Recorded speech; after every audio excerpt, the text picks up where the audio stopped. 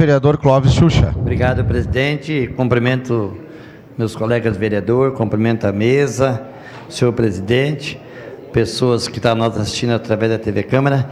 Hoje eu venho fazer meu voto de congratulação, 19 de março. Hoje é o dia do artesão. O artesão é essas pessoas que, com as mãos, eles produzem materiais através da arte. Muito lindo o trabalho feito por o artesão. E nesse final de semana tinha a Feira da Maesa, onde eles podiam vir expor na Feira da Maesa, e tivemos um mau tempo aí, que estava se programando uma chuva, onde não aconteceu a feira. Mas nesse final de semana, dia 24, estaremos ali recebendo a todos os artesãos e parabéns o dia do artesão. Obrigado. Essa palavra. Com a palavra, próximo inscrito, vereador Zé D'Ambrosio.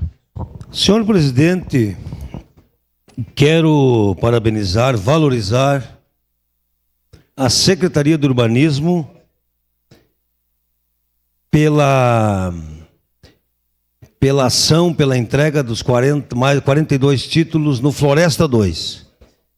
No sábado, com a presença dos servidores, Fontana, Luana, enfim, todos os servidores do urbanismo, lembrar que foi uma empresa que fez toda a topografia, fez todo o trabalho, e que nós precisamos também das empresas que estão nos auxiliando.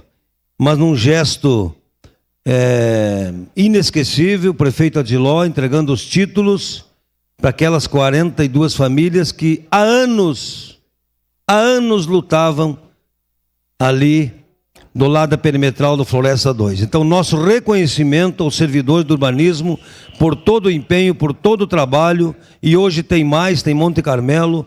Então, parabenizar os servidores da Secretaria do Urbanismo. Obrigado. Obrigado, vereador D'Ambrosio. Mais algum vereador? Não tendo mais vereadores inscritos, encerrada as pequenas comunicações.